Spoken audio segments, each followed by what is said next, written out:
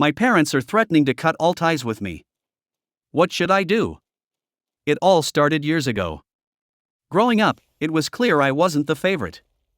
My younger brother, Ethan, was the one who could do no wrong. My parents, Susan and Richard, pampered him and gave him everything he wanted. Me? I was more of an afterthought. Whenever I wanted something, they found a way to give it to Ethan instead.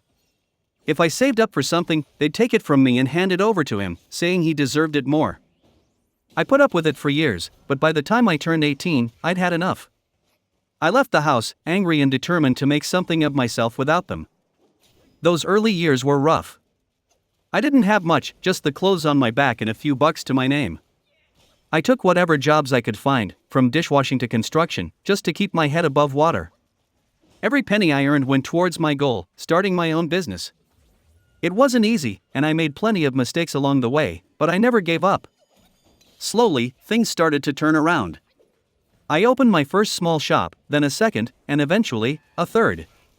No one had helped me. Not my parents, not Ethan, just me and my hard work. It was everything I'd ever dreamed of. I hadn't spoken to my family in years and, honestly, I didn't think I needed to. Then, out of nowhere, my parents showed up.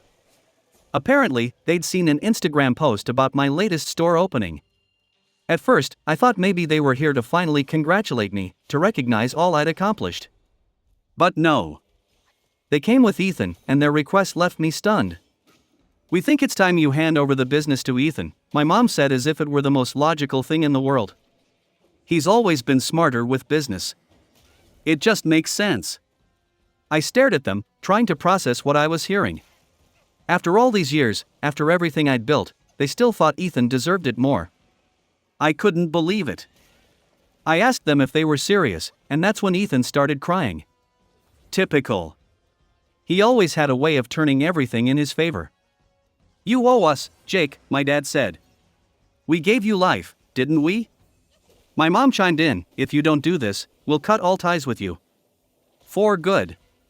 The anger I felt was overwhelming. I had struggled, worked my hands raw, and built something out of nothing, and here they were, threatening to abandon me completely if I didn't hand it all over to the brother who had been handed everything his entire life. It felt like a cruel joke. I stood there for a moment, speechless. Part of me had always hoped that someday my parents would see me, recognize my hard work. But that wasn't going to happen. They hadn't changed. They still saw me as less than Ethan, as someone they could take from without any second thoughts. "I don't owe you anything," I said, finally breaking the silence. "You never supported me. Everything I have, I earned on my own. And if you think I'm going to give it to Ethan, you're out of your minds."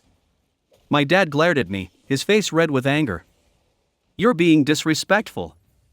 We are your parents." I looked at them one last time and felt a sadness I hadn't expected. "Leave," I said quietly. "Now." They stormed out, and as the door closed behind them, I felt a mix of sadness and relief. I'd lost my family, but I'd kept my self-respect.